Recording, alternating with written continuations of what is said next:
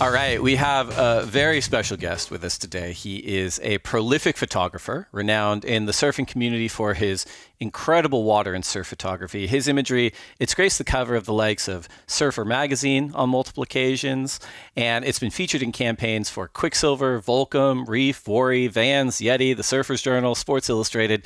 It is everywhere.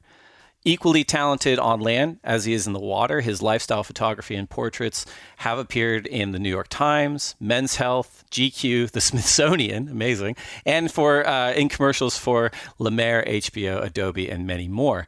He once traveled the world as a competitive bodyboarder back in 2000 before finding success in photography, eventually becoming a Surfer magazine staff photographer. And for the past 14 odd years, he's been traversing the globe with none other than 11-time world champion Kelly Slater, documenting the countless waves, flat tires, waffles in between sessions, broken bones, the highs, the lows, everything in between. And you can learn more about his journey with Kelly in his new book, Kelly Slater, A Life of Waves, which features a foreword by Eddie Vedder, narration by Kelly himself, and of course the finest images on display from page to page. The book comes out on October 15th, and you can pre-order it today on rizzoliusa.com. We'll put a link in the show notes. But ladies and gentlemen, we have Todd Glaser on the lineup. Todd, thank you so much for coming on today, man. Oh, thank you so much for having me, Dave. That was a very, very kind intro. Thank you very much. I'm honored to be here. I'm really excited to talk surfing and photography with you, and I'm a big fan of the show, so it's really neat to be able to catch up. Well, those intros, they're easy to write when we've got people of great accomplishment, which, you know what, not to be braggy, but we kind of do on this show from time to time. But where are you at today, man? You are such a globetrotter. I'm at home up in Ventura, but where am I talking to you from today? I'm at home in my little home office in Solana Beach, California, San Diego.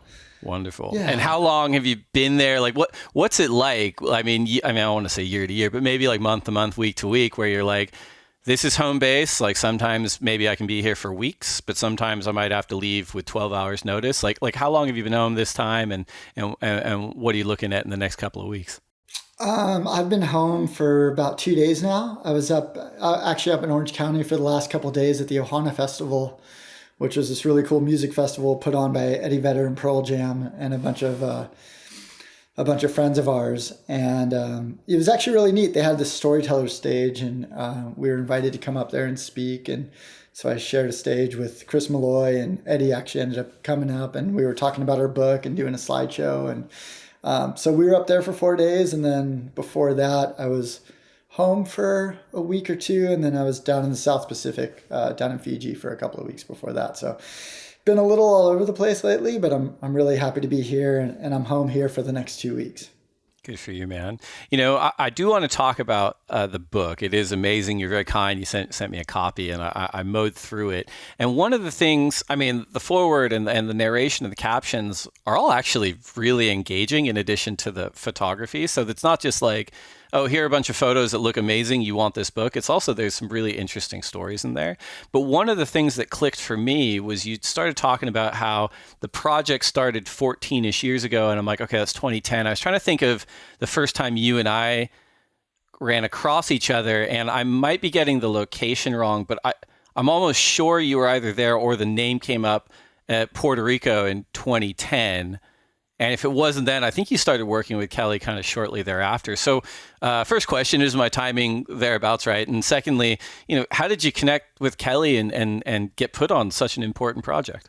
Yeah, thank you. It's kind of interesting because Kelly and I, we'd met, the first time we ever met was in 2007. I was at photography school in Santa Barbara, and I went out to Rincon one afternoon, and I had like half a roll of film, and I was just taking photos of my friend, and Kelly palled by, and I introduced myself, and I'm like, hey, my name's Todd. Like, we have some mutual friends, and I grew up surfing Seaside Reef, which is where Rob Machado surfs. So I grew up with Rob and Taylor and Steve Sherman, and I remember vividly we were talking about film versus digital, because this is right when like the whole film versus digital things came out, and I was still shooting film, and Sherman just transitioned to digital, and so that was kind of our talking point. And at the end, I was like, hey, do you mind if I snap a photo? And I had like 2 frames left on my roll of film, and I snapped one portrait of him. And that's actually the first portrait of him in the book when he's paddling by.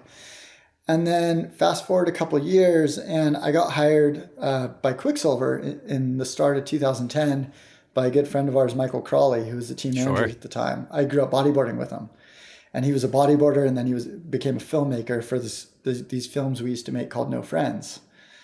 And I remember I had the meeting at Quicksilver, and the next day I got a phone call that said, Kelly wants to go chase a swell. This is it. Let's go. And so the next day I was on a plane. I won't say where we went, but the first day that we shot together, we ended up getting like one of our favorite images. And it's this black and white photo of Kelly with his hands behind his back in black and white. And it was an image that was used to celebrate his 10th world title. Right. So at the time, I was like the new guy at Quicksilver, and Quicksilver already had this very big lineup of very talented, longstanding photographers that were chasing and documenting the contest series. And I remember at the end of that very first day, Kelly's like, man, you really like to swim. And I was like, you really like to surf. And I just have this passion to chasing waves, and Kelly does too. So I actually didn't go to a lot of the contests with him, or even over the course of the last 15 years or so. Right. I maybe go to 1 or 2 contests a year. And I was always the one that as soon as the contest was over, my phone would ring and I'd meet him at the end, and we'd go free surfing and go chase waves. And I wasn't in Puerto Rico. We were chasing a swell just before Puerto Rico. Right. And then I went home, he went to Puerto Rico, and then we met up right after, funny enough. Right. So I wasn't there when he won his 10th, but I was there when he won his 11th world title. I remember that twice. He won it twice as we were both there. So yeah, he won 10 and a half and 11. Right. And he won bowling that night too. I don't know if you were at the bowling party. I did. We did. We stopped by. It was like Kelly's like 11th world title party, and we're like, where is it? It was at the bowling alley in Pacifica, and we're like, oh, all right, pizza and bowling. Let's do it. And it's so cool because Kelly is like, I mean, you've known him longer than I have, but he's such a fan of surfing, and he's such a competitive person that, like, we're in San Francisco. There's millions of people all around. He could have gone anywhere. He could have gone to a fancy dinner. He could have gone golfing, whatever he did. And they rented out a bowling alley, and we went bowling. And it was just so much fun. And I think that just speaks to like the humility of him and how much he enjoys being around his close group of friends. That's interesting. And yeah, I guess I have known him a little longer professionally, but certainly not as close as someone who's worked with him as closely as you. And it is interesting, like, I mean, he and I have always had a pretty good relationship professionally. I think we respect each other and we like treat each other fairly. I don't go to him with stuff that's like a waste of his time, and I think he appreciates that. And so usually he responds to a text message. But like, like being embedded with someone like that, or being embedded really with anyone, and it is a fairly, just by the stakes of operations, like an intimate experience. And I always say this when we kind of hire new folks at the WSL who go on tour, and they ask for tips, and I have a little list of things I say. But in hindsight, it's always kind of like the tour can be a lot of fun. You have to be a fairly put together person to navigate it, even though it is pretty fun. And it's not made for everyone. You can have someone that seems a little bit like off kilter, but they fit in really well on tour. Conversely, you can have someone that's super buttoned up that professionally should succeed, and it's a real struggle for them. I guess 2 questions. Do you agree with that assessment? And then secondly, with traveling with Kelly so much, like, surely you noticed that there was a rapport that kind of worked early on. Otherwise, you wouldn't have done this for so long. Yeah, that's a great point. So I've actually never done a full year on tour with him. I've been invited several times. I know that photographing contests is not my strength.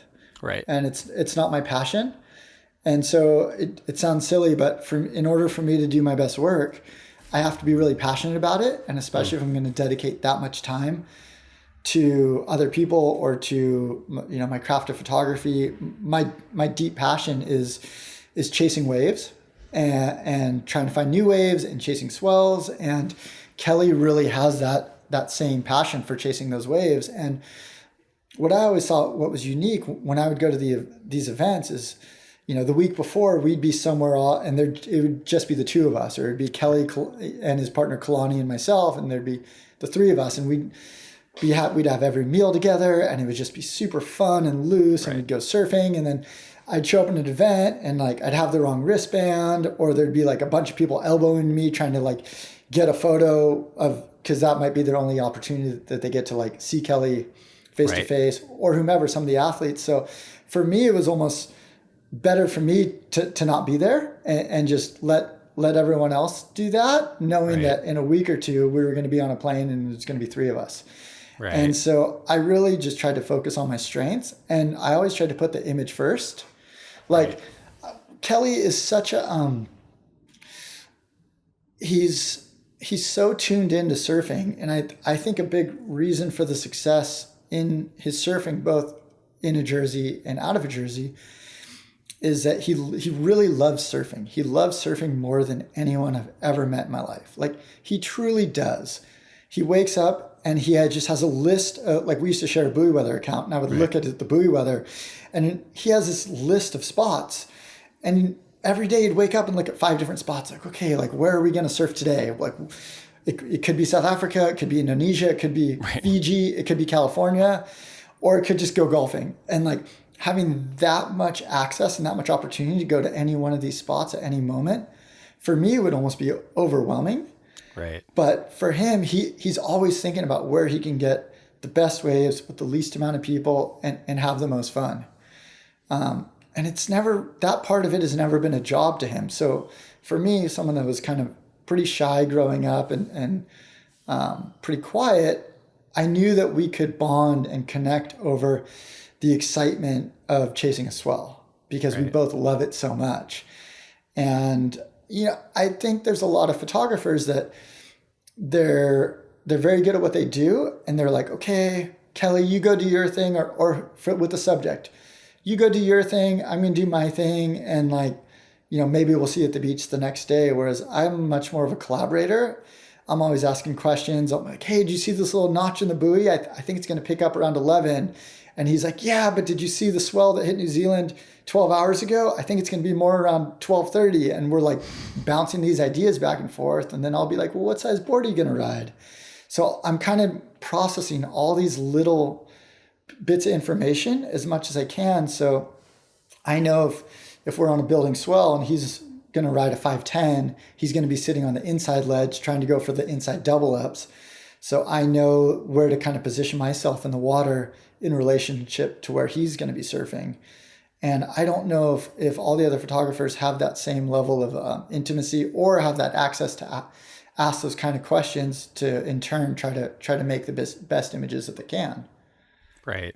Man, well, I think that's actually a perfect answer, because with someone like Kelly Slater, who's the greatest surfer of all time, could literally identify any photographer on the planet and probably be able to work with them. He's identified you, not just for this project, but for so many things. And I think the way you talk about that connection and that shared passion and symbiosis in creating something special makes a ton of sense.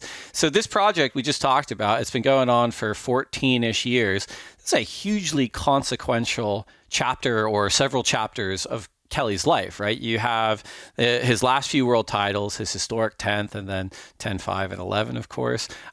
You have kind of I don't want to speak too soon, but up in recent times, like the sunsetting of his full-time CT competitive career. You have the end of a multi-decade relationship with Quicksilver and Channel Islands. You have the starting of his own companies with Outerknown and working with Firewire and his own board label Slater Designs. You have Surf Ranch and the Kelly Slater wave technology. You have all like so many things have happened that are documented in this book. Like, do you ever kind of think about Kelly's life pre and post when you're working with this book and stand in awe of how much is still happening, in these last 14 years? And also, like, what kind of chapters in particular did you find particularly interesting?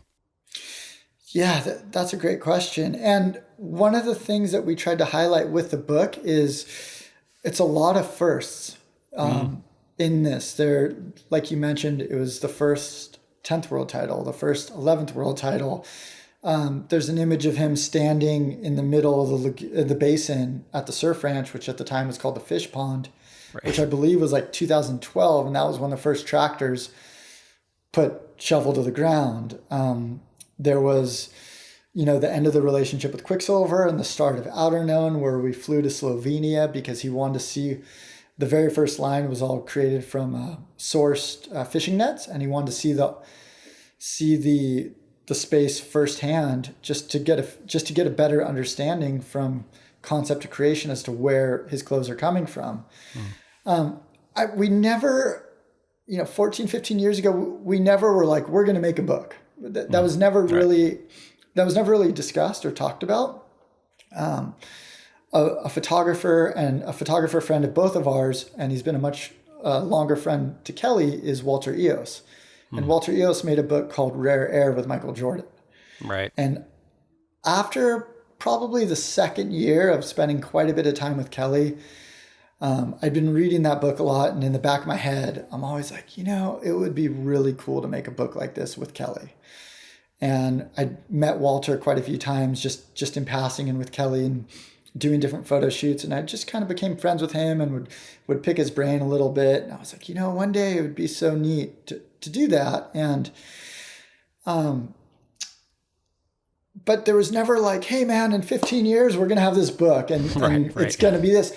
So, but what I did do is I always tried to document not only the surfing the best that I could, but I also tried to give an insight into the behind the scenes. And one of the photographers who I grew up really paying attention to was Steve Sherman, who was always surfing at the same beach with me. And he'd spent quite a bit of time with Kelly from about 2007. I'm sorry, not 2007, but from the 7th world title all the way to the 10th, pretty intimately. And he really captured these intimate behind the scenes moments that were beautiful. And he was heavily inspired by like Danny Clinch, who shoots a lot of rock and roll photography, who's a friend of both of ours as well. But so I was like, how can I take this like, Steve Sherman, Danny Clinch approach, but do that in the water? Because that's really where my strength was shooting in the water. But then also you take a step back and you're like, man, we're in the room with some pretty neat people at times, some rock stars and other people that really love surfing that aren't necessarily known for their surfing. So I would just kind of take a step back and snap a photo or two. And over the course of so many years, we built this collection of not only, friendly relationships, but a collection of imagery that is a timestamp to Kelly's life. And I do have to give a lot of credit to both Kelly and Kalani for opening their home and being so trustworthy with me. One of the rules that I always kind of gave myself was I would never release an image where I couldn't look the subject, not just Kelly, any subject directly in the eye and said, I felt comfortable releasing this image out to the world. Right. When we first started shooting, we were shooting film.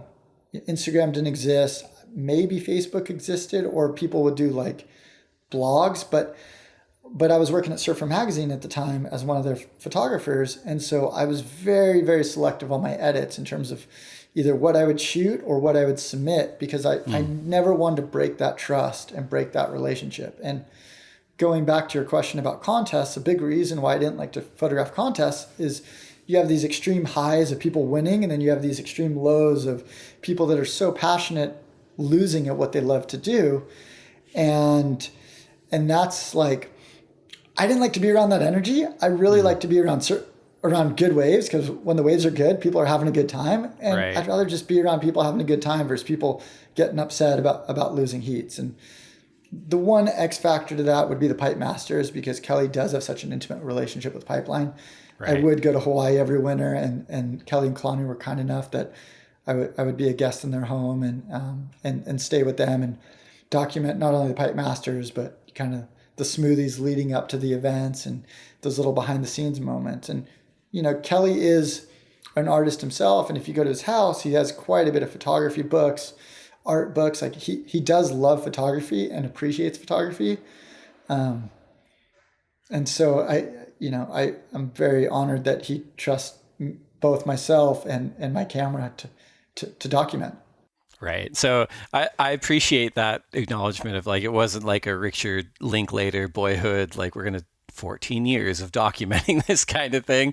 But as you pointed out, like, your ability and your niche and your particular interest in photography I think it's so fascinating to me because I always think of surfing and whoever it is, if it's Kelly Slater or if it's Coco Ho, it doesn't really matter to me. But like they're the sum of the parts is how I kind of experience them. So there's the contest thing, there's the free surfing thing, there's the lifestyle thing. And for someone like Kelly, he intersects as a nexus point between so many interesting communities, and you being able to document the things around the contest or which gets documented enough. Is great. So Kelly Slater, A Life of Waves, as we said, the link will be in the show notes. You can pre-order it at rizzoliusa.com, and it's available on October 15th. We're going to take a quick break to get a word in from our partners, and when we come back, we're going to wind the clock back on Todd Glaser and find out where he came from. You know, that background as a bodyboarder, Todd, I want to talk about that a little bit because you know, you hear it so often. I think when I was growing up, it was a little more stigmatized and kind of taboo because we all bodyboarded, we all loved it, but like it was kind of some weird culture of like, don't tell anyone you do that. Like if you're a surfer, you're a surfer. And there was a lot of like at least sort of optical separation. But then, you know, you'd hear like the Irons brothers talk about how they got so good at tube riding. They're like, oh, because we grew up like bodyboarding until real late. I think Bruce in particular did because he was just getting pounded in the shore break and like learning all these like unique perspectives and intimate looks at like wave curvature. And I think even in recent years, you've seen it a lot, like a lot of respect from, you know, I think the boys in South Australia in particular, but like giving credit where credit's due, where those bodyboarders who are pushing the limits are kind of the first ones pioneering a lot of these hitherto unsurfed slabs. Like I think Teahopu was originally a bodyboard wave, and you know Miguel can blink out these next couple, but like blink and blank, like down in South Australia, and now surfers are advancing and leaning into these waves. But talk to me a little bit about that, because what kind of waves were you drawn to from a bodyboarding perspective, and do you think that particular experience lent itself to just seeing things differently in the water? Yeah, it's really funny that you mentioned that because I grew up in San Diego where, looking back, the waves aren't that good to ride a bodyboard. Like, right, yeah. It's a lot of beach breaks. You know, there's a couple reef breaks that have their moments. But when I was growing up, there was a full-on crew of bodyboarders that were charging and they were traveling and they were chasing waves. And when the waves would get good here, they would all kind of come together. Like I talked about, Taylor Steele and Rob Machado surfing Seaside, but I grew up watching Paul Roach ride waves every day, and I still surf with them almost every day at home. So I think the waves that lend themselves to bodyboarding at the time, especially with my circle of group of friends, my friends that I'd go to middle school and high school with, they weren't riding those waves. And so it was funny because like we'd be in middle school and they were like, oh, I just learned an air. And you're like, cool, it's like a 1 foot wave. Like my buddies and I, we just did our first winter on the North Shore. Like the first winter I went to the North Shore, I was 13 years old, and I stayed at this like tiny house right at Waimea.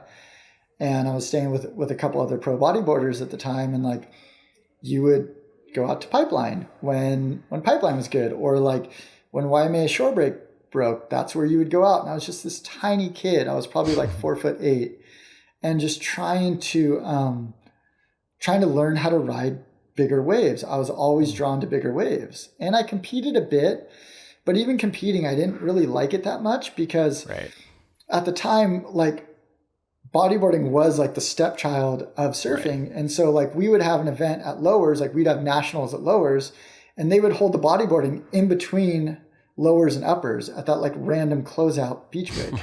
Right. And we're like, why are the surfers surfing lowers and we're surfing this terrible 1 foot wave it's not lowers and it's not uppers, and like this is our nationals? And so fortunately I was kind of I became friends with the older guys like Paul Roach, and they would literally take me under their wing and say, hey, we're going to go film this thing in Australia, you should come. Or we're going to go down to Chile, or we're going to go chase waves in Tahiti. And I was in a really fortunate situation that I was able to go, and I had sponsors and family that would enable me to go and do that. And so for me, I was always just drawn to not necessarily like big waves like Mavericks, but I really liked hollow surf, and I loved testing myself against the ocean. And so from the age of 13 all the way up until now, I've been to the North Shore at least once every winter, sometimes multiple times. And I loved bigger waves. I loved being scared. I loved the mental preparation that goes into that. And I think as we got older and when I got a water housing, I love to document my friends riding those waves. So like the first roll of film I ever shot was of my friend at Keiki Beach. And this was kind of before people were surfing Keiki Beach. It wasn't really a thing at the time. We would just go there when Pipeline was busy and go pull into the biggest closeout that your friend would call you into. And we'd have like, we all had the same sponsors. So we'd go out, we'd shoot one roll of film and then put the camera on the beach and then play around and pull into closeouts the rest of the day without a camera. And it was just fun. There was no, yes, there were magazines and photos were getting published, but I felt like I was the little guy, but I felt like I was the young one and just kind of had to like impress the older guys. And in doing so, that meant if it was my turn with the fisheye to hang in there longest, and if I was the one taking off on the wave, I had to try to do it as stylish and on the biggest wave that I could. So I owe a lot of credit to the guys that really took me under their wing and showed me how to ride big waves. Like guys like Andre Botha, for example. We used to spend a lot of the winters in Hawaii together, and we went to Australia. And talking about those bodyboard waves, when we used to film those waves, like down in Australia, you mentioned South Australia, we used to reverse them all.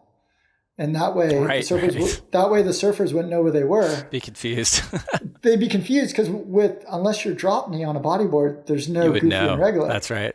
And so we had a lot of years of riding those waves without any surfers because they didn't know where they were. And we would do that to kind of disguise them. That's a great story. You mentioned Paul Roach, so it would be criminal of me not to bring it up since he features gloriously in our podcast intro soundbites. Paul famously gave Kelly a good crack in the Momentum film, Front Yard Boxing. I have to ask, does that ever come up, since you obviously are at this nexus point between Paul and Kelly and Taylor? Does that scene ever come up in conversation? Well, it's funny because that I feel like that clip is like one of the more talked about clips when it comes to like the surfing bodyboarding rivalry. Right. People in Hawaii, they grow up riding bodyboards, like you mentioned, Andy and Bruce, and like Danny Fuller is a great bodyboarder. We were in Fiji together once, and he borrowed my bodyboard that I used to shoot photos off of, and he was like great on a bodyboard. And Kelly's pretty good too. I think in Hawaii, like in Australia, people grow up and we're wave riders, and whatever board you choose to ride that gets you motivated to want to go out in the ocean and have the most amount of fun is the right one. It was definitely funny for me growing up and like seeing all this animosity towards bodyboarding. Right. Yet 5 years later, there's this whole like finless movement where all of a sudden it's like very cool. And you're like, this is not original. Like this has been done many, many years before this by a lot of other people. And funny enough, a lot of the guys that grew up bodyboarding are really good at surfing too, because you learn this connection with the ocean and you have a lower vantage point. So you're seeing waves from a different perspective. Yeah. It's not just like this rad thrash, I'm going to rip thing. You really have to flow with the wave a lot more because you have a shorter rail line. The board's flexier. So you really have to learn how to generate speed a lot quicker. And people, that grow up surfing Pipeline or go to Hawaii and they see a guy like Mike Stewart, they have the utmost respect for bodyboarding because they see what he's been able to do on a bodyboard, on a surfboard, body surfing. He's just a world-class water man. Yeah. And there's a lot of women equal to that. But to get back to your question, I think amongst us, it doesn't come up at all because like when I grew up surfing Seaside, someone always had a pair of boxing gloves. Right. And you would just box in the parking lot and it was just like what you did. And most of it wasn't filmed. I think at the time, Roach, I don't know if you've ever met him, but he has like the longest arms you've ever seen. Right. So if you look at his reach, like his hands go past his knees. Like he has this huge wingspan, almost like Owen Wright. Like he has that type of like wingspan. And Kelly is a little bit shorter and he actually has a pretty long reach for his size, but Roach has like another, 6 or 8 inches of reach on him. Right. And I think it was just something that at the time we were all boxing. That was a little bit before me, but there wasn't this like greater approach to like, let's set an example of this. It was just funny, and that's what was happening, and it just so happened to be those two guys. So no, between us, it doesn't really come up, but a lot of people do ask me about that, and they go, they should do a rematch, or Kelly loves to train jiu-jitsu. Like, oh, what if we roll jiu-jitsu? And like, no one cares. It was fun. Right. Everybody boxed, and it was like it was just kind of like a fun thing that we did. And Roach has 6 inches of height on Kelly and a much bigger wingspan, but no, it doesn't come up with us.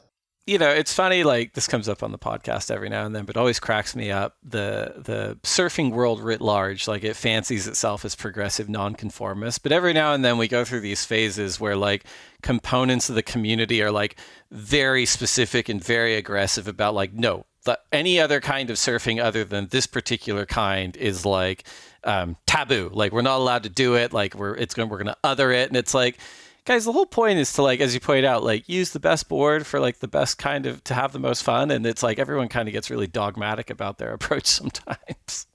Yeah. It's funny at the end of the day, like in my opinion, it doesn't matter what board you ride.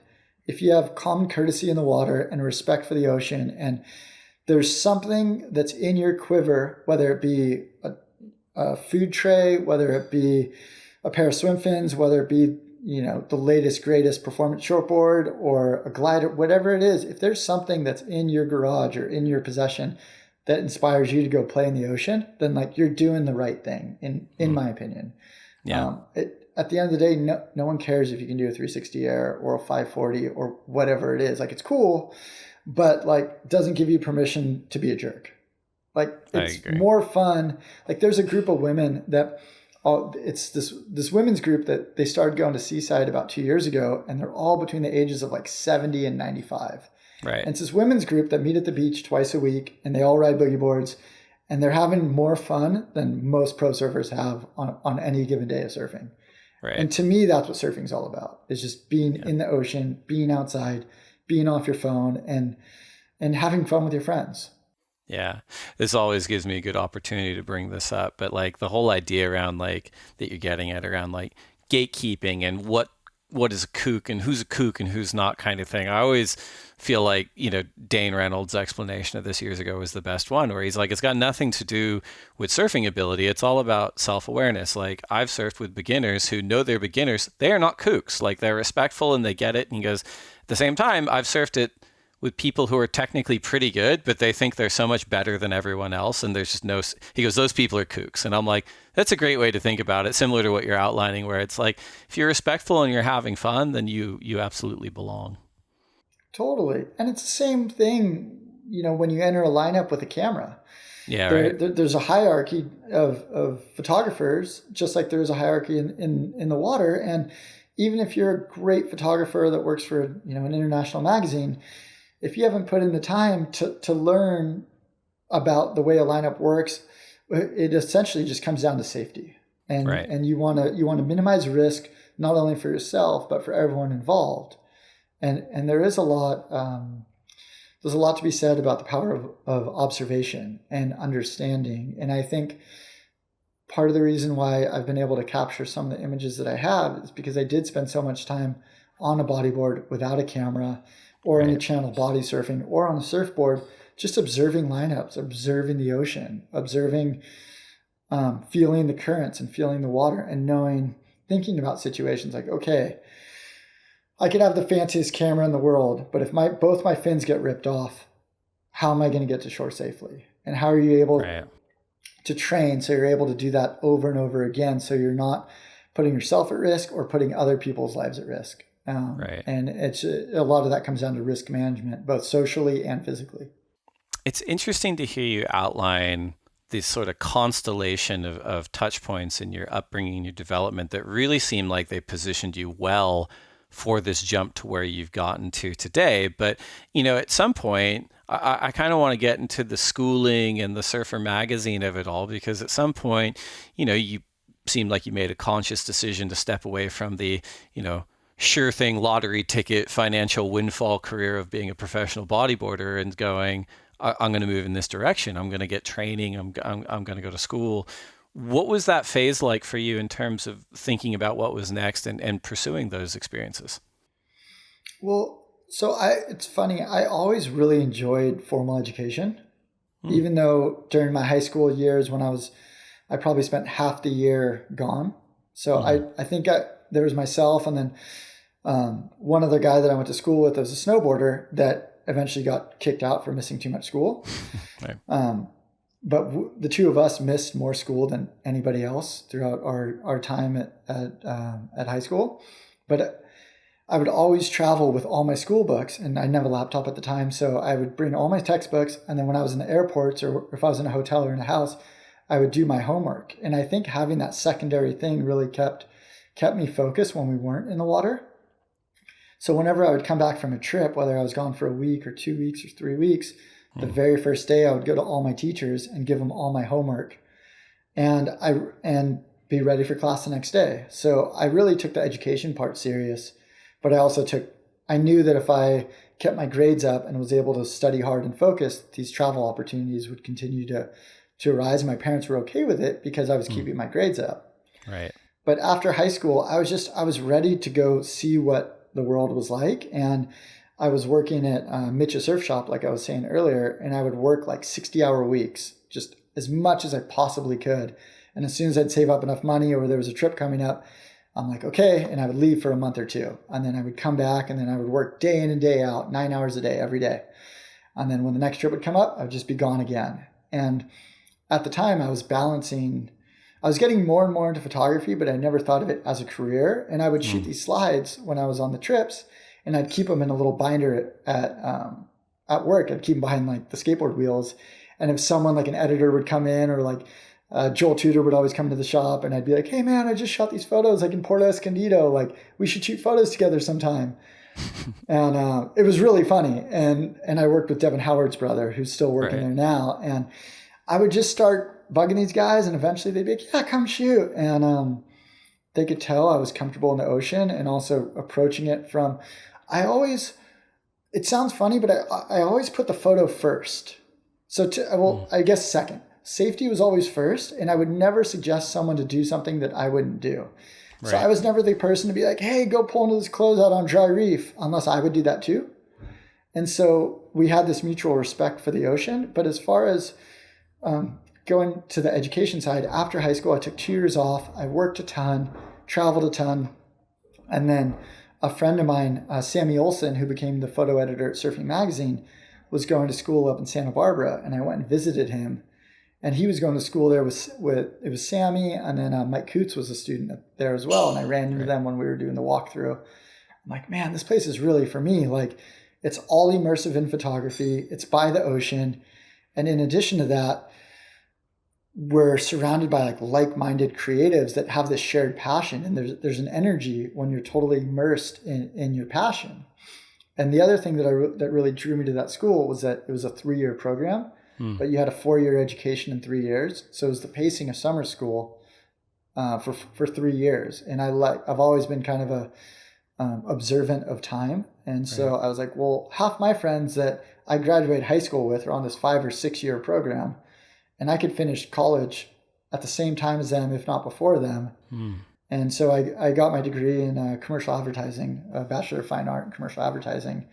And the day I graduated, I flew to Puerto Escondido the next day, and I went for 2 months and rode a ton of waves, shot photos. And I was like, okay, I need to go back to real life.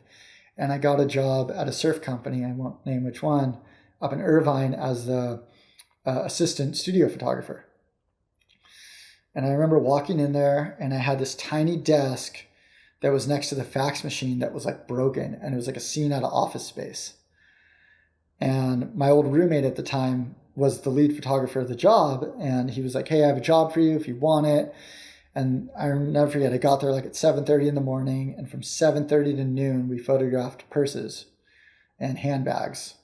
And then we went to this hour lunch in a strip mall, and then the second half of the day was we were using the path in Photoshop, and had to path and cut out each one to put into this catalog. And I was like, this is what working for a surf company is like. Right. Yeah. I'm not there yet. And at the time I'd already had, photos published in Surfer Magazine. I'd had some advertisements, and I was like, thank you so much for the opportunity. And I never went back. I never even sent the invoice in for the first day. I was just like, I'm putting my head down and I'm focusing. And if all else fails, I know I can go work somewhere else, but I have to try. And yeah, so that was my, my head down, all in approach to riding waves and documenting them. I love that. We're going to take one more quick break in and we'll be right back. All right, we are back. This is the Lineup Podcast. I'm Dave Prodan here with Todd Glaser. Todd, as I mentioned in the break, man, we could be talking for days on end. It's endlessly interesting to me.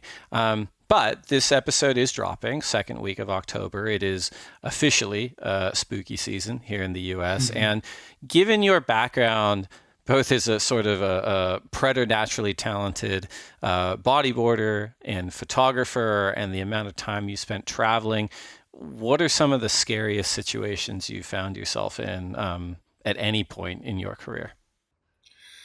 I think it's like there's been a lot. And I think as you become more and more familiar with the ocean or with your craft, you start to observe more and more kind of scary situations and scary moments. Mm-hmm. The first one that comes to mind, unfortunately, is fortunately it worked out okay, but one of the scariest times was the first time I went out to Cortez Bank. I went out with Greg Long and Shane Dorian and Mark Healy and Jamie Mitchell and a few guys, Peter Mell, and Greg had a pretty horrific accident.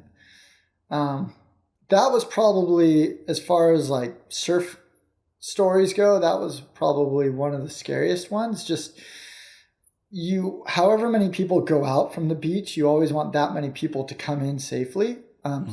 You know, as awesome as it is to ride big waves and as awesome as it is to, feel that rush, it's safety is the most important. And watching your friend lie in the ocean 100 miles out to sea unconscious is a pretty daunting experience to see. I was actually on the back of the ski with Rusty, his brother. Yeah. Rusty was driving. Rusty had surfed and had swapped with Sean Dollar, and I was on the back of the ski shooting photos while Sean went out and actually caught the wave that I think ended up winning in the biggest wave of the year that year. Right. But being on the back of the ski with Rusty and seeing Greg unconscious was probably the scariest thing that I've ever seen. And I know it's been said before, but that was right on the edge of time when water safety was being talked about and discussed and starting to get really put into action, but it was still a little bit on the looser side. And that's when the Walsh brothers were right there for the pickup. And I think if there were any moments in time, that one, and then when Shane Dorian got really hurt on February 13th at Mavericks, those two moments, as far as what I was in the water for to see, it really just puts everything into perspective really, really quickly. And I think the advances in water safety have grown exponentially since then, not only with classes like with BW RAG, but there was and I was at the end of it, but like the first few years I went to Port Escondido, like it wasn't cool to wear a leash. And it was, if you wore a spring suit, it was like, well, I don't know. It was like wear shorts and no leash and go charge the biggest waves that you can. And unfortunately, there's been quite a few really, really unfortunate situations that have happened as a result of that. Yeah. And sure, some people got away with it their whole careers, but it's like with this new advent of technology and the use of jet skis and the use of flotation, why not give yourself the most amount of opportunity to come home to your family? So if I were to pinpoint one really, really scary one, it was seeing, it would be watching Greg at the Cortez Bank unconscious. And fortunately, he made a great recovery. But that I think that one, because we all looked at Greg as someone who was so well trained and so well aware. And I mean, I don't know if you've talked to him about it.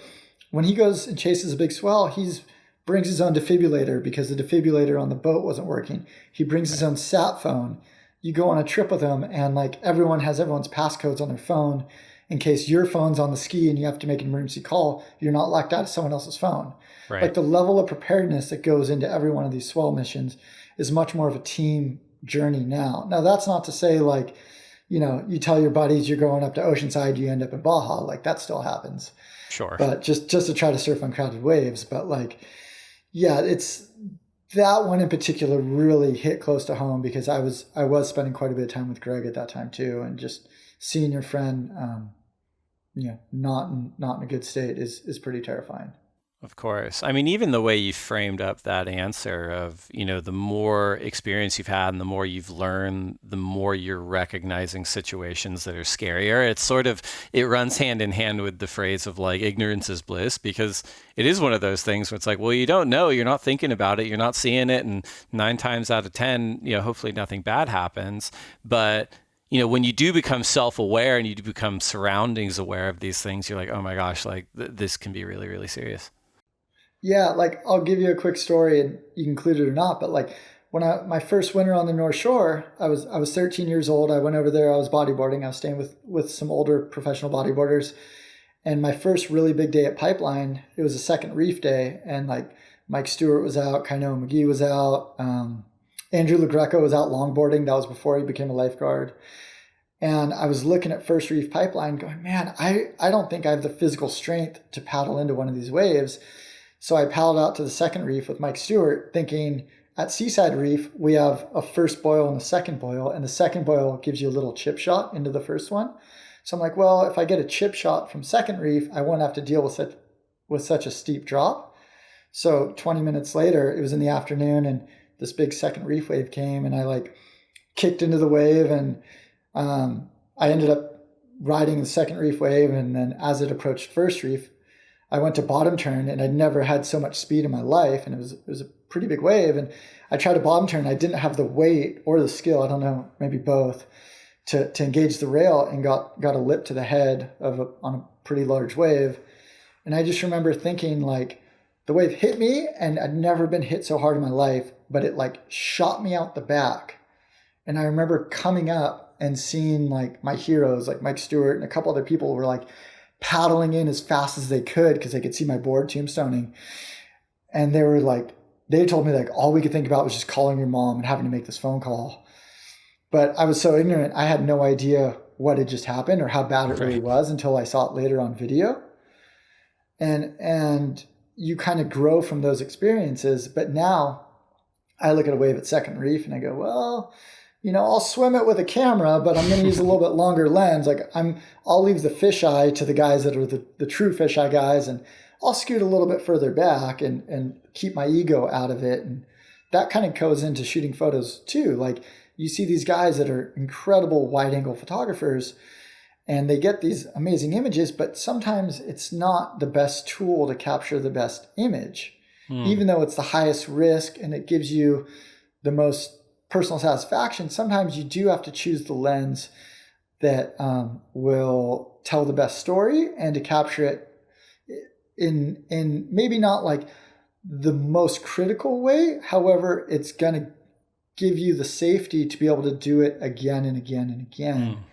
And I think there's something about longevity, which is what you see with someone like a Kelly or a Shane Dorian or a Greg Long, or even I saw Don King swimming out at Pipeline a couple of years ago, and like he's been out there for many, many years. Or, you still see Mark Cunningham swimming in the channel at Pipeline, and he's been doing it for so many years. And I think as I get older, I'm starting to understand and respect that it's not just about going out and being a hero for a season or two. You want to have this longevity and you want to have this career sustaining ability to not only be in the water during these heavy water moments, but be able to do it on repeatable.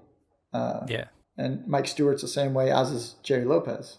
Right. Or Uncle Mike. Mike Ho is still at Backdoor getting some of the best waves ever. And for someone growing up bodyboarding, like we all looked up to him because he was still charging. And at the time, like when we were younger, mid-30s seemed older, and he's like 40 seemed kind of old. And now like he's still out there getting some of the best waves with Mason and Coco. And that's so cool to see and observe. Yeah. So I want to still be in the water many years from now, Kelly always says he wants to be competing in the Pipe Masters when he's 70. And you're just like, do it, man. Like you've already broken down every barrier you possibly can. Keep going. You're inspiring us all. Yeah. Now, it's interesting to hear you talk about that too, because the muscle memory that you still curate year in and year out in heavy water and critical situations is still there because of the water photography. I'm wondering how much of that still assists you, like just in your surfing life, whether it's, bodyboarding or surfing a shortboard, which you're more than competent at. Like, do you still push it like surfing wise, or is it like a balance with that kind of more experience and more knowledge and a little bit of the longevity philosophy there? I still like to. I haven't been on a bodyboard in a couple of years. I love to body surf, and I love being in heavy water. And I really enjoy surfing. I joke with my friends. My biggest board outside of a glider is a 7.0. And so I feel pretty confident in waves where a 7.0 is worthy of riding waves.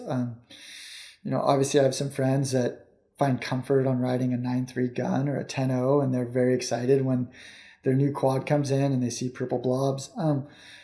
I feel like I'm okay at surfing, but I have this pretty deep understanding of the ocean and what's out there. And I pick and choose my moments of when I'm riding waves pretty selectively. Doesn't mean I won't be in the water. I love to go body surf, and I'll try to body surf waves as big as I can find them. And even if I don't have a board or a camera, I love to feel the energy of the ocean and just to watch. And I really like to watch other people challenging themselves, and I love to challenge myself. But yeah, I haven't ridden a wave at Pipeline that's significant in quite a few years. But every once in a while on a trip, I'll borrow a board and go catch a couple waves. And I don't know. I don't think I'm surfing Todos anytime soon, but I kind of get my jollies out of swimming around big waves with a camera and watching others do it. And body surfing. It's fun to kind of push myself body surfing a bit. But like this winter was one of our best seasons ever in California. And I found myself, like, I went down to Blacks a few times and I had my big board, and it was so busy. And I was like, you know what? This isn't that fun for me. So I would just go out and body surf and wouldn't even bring a camera and just observe and watch it all. And I'd throw myself over the falls a couple times just to get the heart rate going. But yeah, it's I don't necessarily feel like I have to ride the biggest wave on the biggest swell, even locally, to feel good about myself. I love just making it challenging. So like some days this winter, I'd go body surf and I wouldn't bring fins, and I would just go see like what would it be like to body surf big Blacks without swim fins on, which is a pretty challenging thing to do at times. And it was just fun. I don't know. I like finding these little niche challenges that you're competing against yourself versus just having to compete with 50 people that all like really want to catch these big waves. When there's several times when I have a camera, and I've said it before, but like I feel like when I'm in the water with a camera and I'm shooting a guy like Kelly or Rob or Greg or whomever it is, and I'm swimming and it's just my neck above water, like my camera is the best surfer in the world, and my camera's been the best surfer in the world a lot of times. So I'm like surfing vicariously through my subjects. So I don't need a really big wave to go have a lot of fun, but that doesn't mean like if I'm swimming at 10-foot Pipeline that I'm not getting that same feeling. So I don't know. I'm in the water just about every day, whether I'm at home or on the road. I get in the water just about every day, but I don't necessarily need to ride the biggest wave to have a good day or not. It's well said. Well, we started off the conversation today celebrating your new book, Kelly Slater, Life of Waves, which is coming out in just a few days after this podcast airs. I'm curious, man, like what does the rest of 2024 look like? Are there any other projects you can tip us off to? Like, how do you kind of move on to your next chapter from here? Yeah, I'm super excited for the book to come out. It's been a project of passion and a lot of love, a lot of time. Fortunately, I got to work with Grant Ellis, who helped me photo edit it, and Kelly was traveling so much that we brought in Chris Malloy to kind of help curate the story and just make sure we were on the right track and be that voice of reason. Chris is an amazing storyteller, as you know, and just a good friend of mine and Kelly. And he would take the train down and we would just stay up all night drinking coffee and talking shop and comparing photos and notes.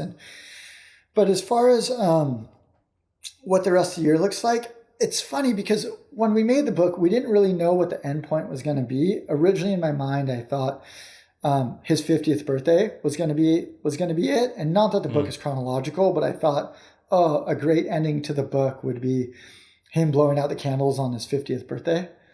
We had no idea he was going to win the Pipe Masters 2 days before. Right. So that ended up becoming a big part of the book and the golf tournament at the end. And then when it came time to the birthday cake, we'd actually forgotten the candles. So that image kind of fell through the wayside.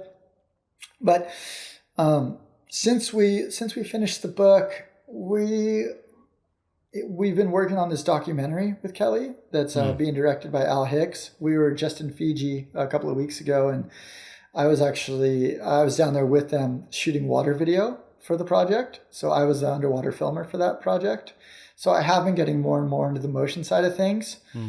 And to be honest, after finishing a project of this scale, there is this little bit of like not like a hangover phase, but like what next? I kind of I'm trying to figure that out right now. We just did our first slideshow and book talk a couple of days ago at the Ohana Festival. And Chris and I were on the panel, and then Eddie, who wrote the foreword, came and sat with us and talked story for quite a while, which was really special. But coming up next, I guess this comes out in 2 weeks. Kelly and I have a shoot about a week from now that we're excited on, and then we're going to continue to work on his documentary. And it was funny when we sent the book to print. I was actually going through security in LA on my way to Fiji to chase a swell, and so since we've sent the book to print, we've been to Fiji twice and Tahiti, and a couple other places. It sounds really weird to say because like kind of sound like a jerk saying that, but like.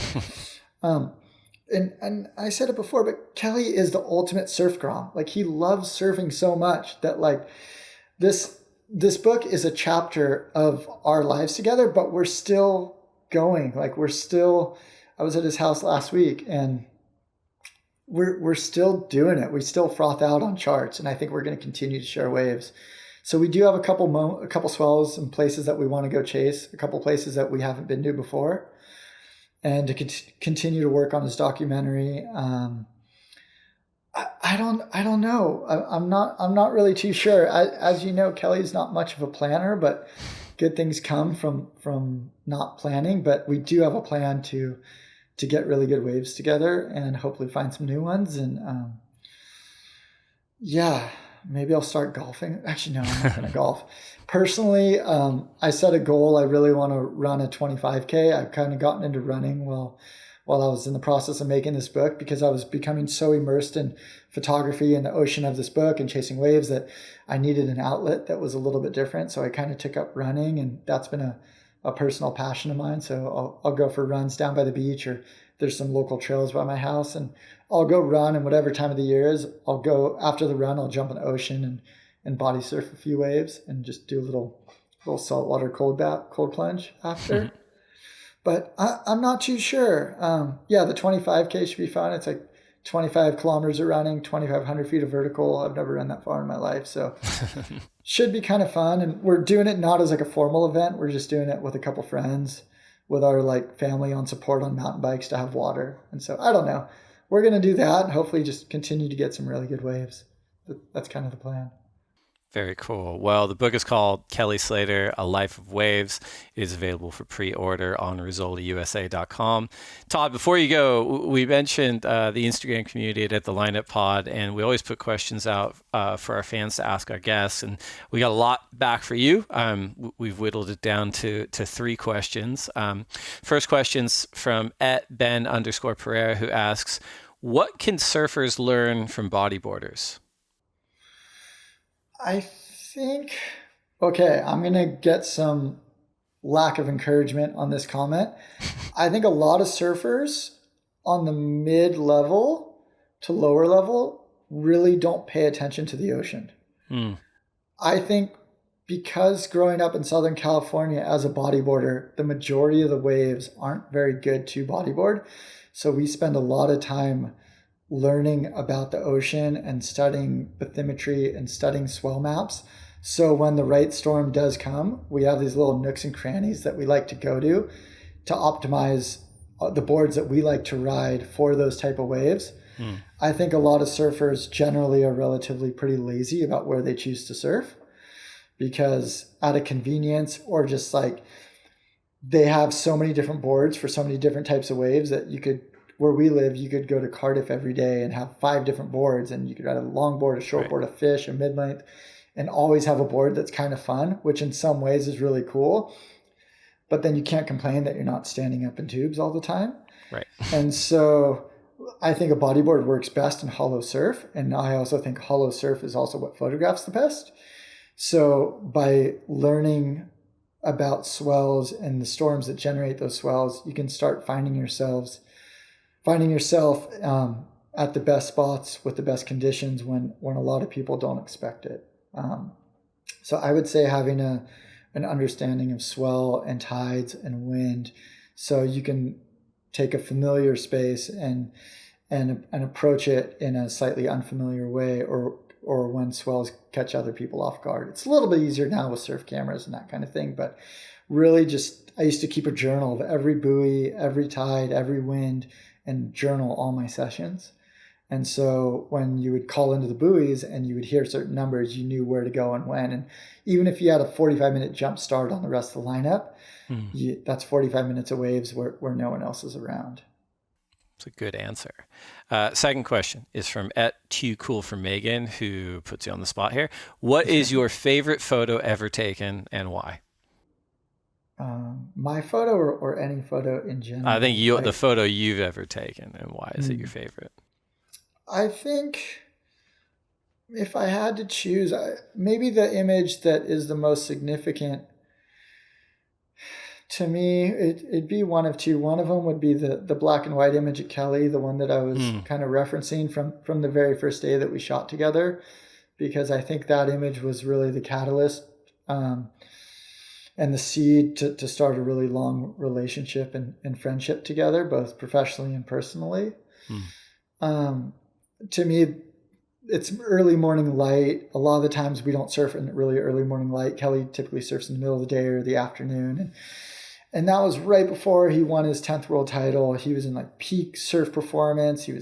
We were chasing a lot of swells that year. But that one in particular, just because it was the very first day that we shot together, and he just stood there like a statue, and the tones of the grayscale of the image and just his form, there's not a drop of water out of place. And it's kind of surfing shown in its simplest yet strongest form. And then, self-indulgently, that image was it was inducted into the Washington, D.C. Smithsonian. And so that's the only action image that's in the National Portrait Gallery, because the National Portrait Gallery considered that to be an action portrait. Right. And so that image is in DC alongside a lot of portraits of former presidents and, highly regarded people. So that image to me is probably one of my favorite ones. And if I had to do a second one real quick, it would be this image right here. That's behind me, this one of Kelly underwater. And a lot of people, when they get the opportunity to photograph Kelly or a celebrity or a famous athlete, they always want to show their face. And to me, so much of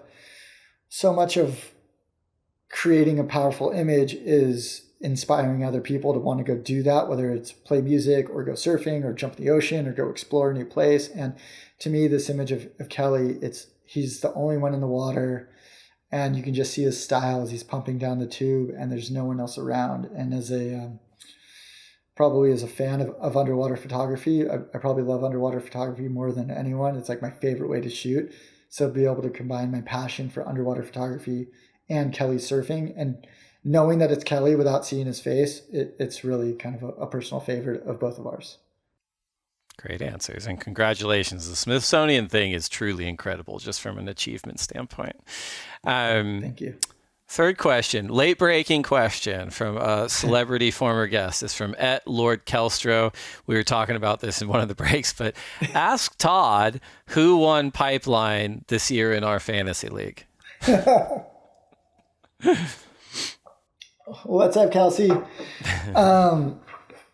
Man, so here's a funny story. So I was actually in Hawaii and last winter, and I met Kelsey with Kelly, and Kelsey's in this amazing band called the Free Nationals, and amongst just being an incredible musician, he's also super creative.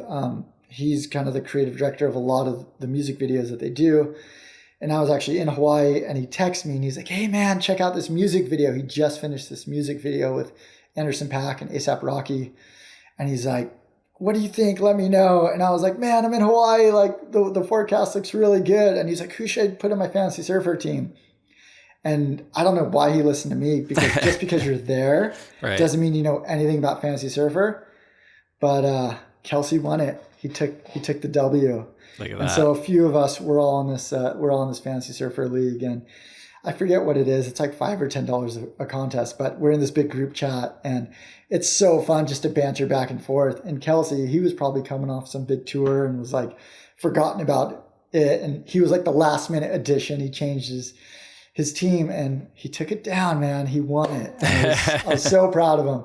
It makes me want to go back and see who finished further at the end of the year. Right, yeah. It gets pretty heated. We really just do it for the group chat.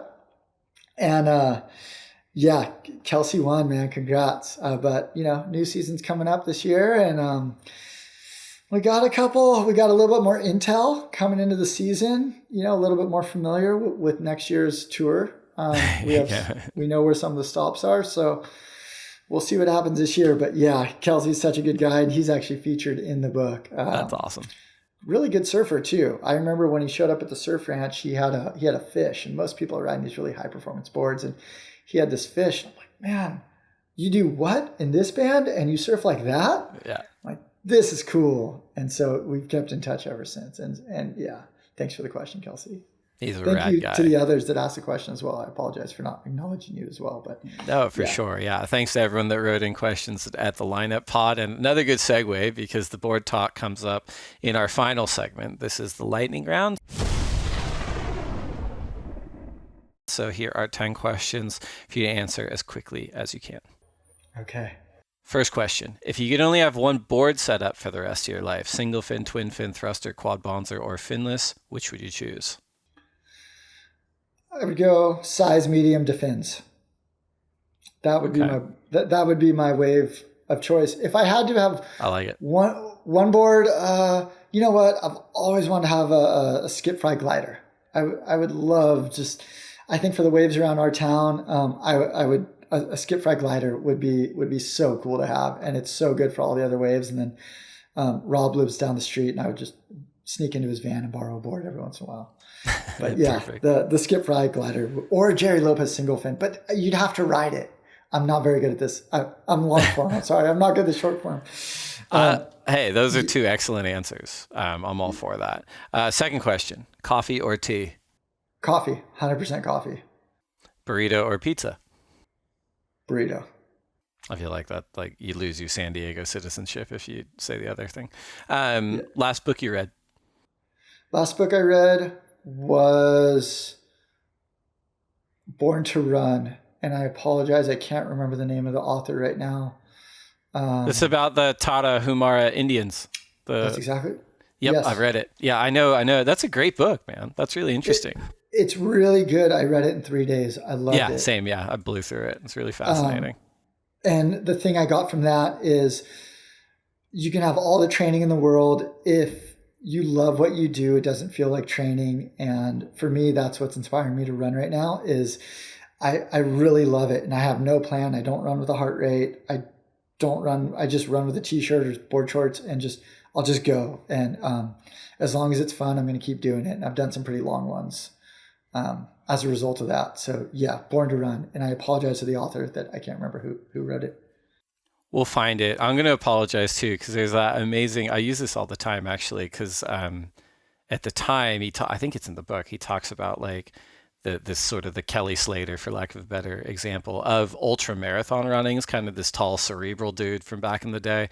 And the guy was talking about like, well, how do you fuel up for these 100-mile races? What do you do? And the guy's like, yeah, look, at my level, I've been given a lot of sponsorship opportunities for like, at the time, there's like the power gels were all the rage, but he was like, honestly, what works best for me is I just make like 3 or 4 bean and rice and cheese burritos, and I wrap them in foil and I put them in my little hip bag and I just eat those on the road. And I'm like, this guy rules. Like, that's an awesome story. And total side tangent, because I know we're supposed to go super fast. That's fine. This is good. My favorite runner is Courtney DeWalt. Okay. I don't know if you know who she is. She's the most badass ultra runner, and she runs in long shorts. They look like basketball shorts. She's notorious for eating nachos in the middle of a 100-mile run. She set like every ultra marathon run ever, and she eats gummy bears and like brushes her teeth in between every snack. And like, she's just like so cool. I've never met her. I'm a huge fan. And she's just like such a badass, and she breaks all the molds because she just loves to run. And she was a teacher, and she started running by running to school and back, and then just developed this passion for running. And she goes in this thing called the pain cave, and she just like, that's when she really starts to shine. And so like, I'll run and listen to podcasts about her talking about running. And I'm like, you're so cool. Like, if you rode big waves, I would be terrified of like where your brain would go to ride these big waves. So if you're into running, definitely check her out. She's so rad. Scott Jurek, that was the guy. That was the guy I was trying to remember his name. That was it. I'm like looking it up, losing my mind about it. But yeah, the book, Christopher McDougall is the author. Yes. And the book is called Born to Run. It's great answer. And yes, so you and I both went down on a tangent there. Okay, next question. Best surf film ever? Best surf film ever. Oh, that's a hard one. Best surf film ever. I'm gonna say Endless Summer. Because I really think that film was a catalyst that inspired so many people to get out of their comfort zone and travel and go explore. And I love the narration by Bruce Brown. I love that it introduced surfing to the world when the world wasn't familiar with surfing. That was the film that I still watch that every couple of months. And that's the film that really gets me going. I've worked on films. Taylor Steele has made some amazing films. Jack McCoy, I love Blue Horizon. But as far as like the one film that I'm just like really obsessed with, and I just love to watch over and over and over again, the one that makes me want to jump in the ocean, it's The Endless Summer. Great answer. What is one wave you never have to go back to? Oh man, people are really not going to like me for this one. Lowers. If I never went back to lowers, I would be totally okay. I've lived in Southern California my whole life. I think I've personally surfed it maybe 5 times. I think I've photographed it maybe 6 times, and I appreciate it. I love the energy. I love the people down there, but I can't get excited for that wave. There's so many people there, and there's so much froth and energy. I'm like the total opposite of that. Although I respect it, and I think the performance levels are super high there, that wave does not motivate me to put wax on a surfboard or put swim fins on or tighten a water housing. Fair enough. If you only get to surf one wave for the rest of your life, and you can dream cast it, perfect conditions, just you and your friends, what wave would it be? Well, seeing as I live in San Diego and I live pretty close to home, I'm going to go Seaside Reef because it's probably one of the closest waves to our house. I think there's an outside reef, there's the inside left wedge, there's the other sandbar at the right, parking lots. All my friends are down in the parking lot hanging out. I think that's probably socially the most fun. It's a relatively low risk wave, but I would go Seaside Reef. As far as photographing, if I could photograph one wave the rest of my life, it would be Chopu. I think that wave is the most visually dynamic wave. The water's clear. I love to shoot underwater waves. And yeah, it's a left. I'm goofy foot. I think that wave, as far as the overall package, maybe, or restaurants. Restaurants is pretty good too. But as far as like proximity to being home. If you could combine like restaurants and put it where seaside is, I'd be a happy camper. That would be pretty cool. I'd be bothering you to stay over, I think, if that were the case. Yeah. Best person to share a lineup with, and obviously like surfing or shooting, who's the best for you? Best person. Well, oh man, I don't want to pinpoint just one person. I've probably spent the most amount of time with Kelly in the water, and when the waves are good, he's probably the frothiest human you've ever seen in the water. He'll surf for hours and hours and hours. Kelly, and then funny enough, and I'm going to throw a curveball. I was just talking to him yesterday, but Darren Crawford, the water cinematographer. Yeah. He and I have made quite a few films together, and I love swimming right next to him because we're usually in the spot when the waves are good, and it's just funny. He's always singing and dancing in the water. Yeah, probably those two guys, and then in no order, like I love surfing with my wife. She's always loves being in the water. She's goofy foot, and I love to see her excitement when she's riding waves. But as far as like waves of critical mass, Kelly or Crawford, he's just fun to be in the water with. We laugh a lot. Good answers. Worst person to share a lineup with? Worst person to share a lineup with? Oh, I don't know. I don't know. I don't know. I haven't come across that person yet. Or if I have, I'm definitely not going to name names. That's fair. I don't know. I don't want to go. I'd say, okay, I'm going to generalize. The person that's the least fun to share the water with is the one that thinks they rip and they're not really ripping, and they have no idea of what a lineup is. And they're just constantly paddling around, and they're constantly in the way, and their excessive confidence of their low performance surfing is really frustrating to be around. For me, it doesn't matter how good or bad you surf. If you're having fun and you're enjoying everyone's company in the water, welcome in any lineup. The hyper confident, because you can do a frontside air, but have no understanding of a lineup, drives me crazy. So I'm not going to name names, but that is a good answer. Know people like that. Everyone listening to this podcast knows people like that, so it's a great answer. Last one. Okay, finish this sentence. I will next achieve a state of happiness by... I will next achieve a state of happiness by jumping in the ocean. I have a couple friends in town from the Eastern Sierras right now, and they brought their family down, and we're going to go play in the ocean at sunset this afternoon. So I'm going to make lunch after this and a cup of coffee and finish up a couple emails, and we're going to go play in the ocean until the sun goes down. So that's the rest of my day, and I'm really looking forward to that. Great answer. Todd Glaser, congratulations on all your success so far. Can't wait for everyone to get to experience the book, Kelly Slater, A Life of Waves. And thanks for coming on the lineup, man. We'll have to do it again. There's so much more to talk about. Thank you very much for having me, Dave. I really appreciate it. It's been a lot of fun. Thank you.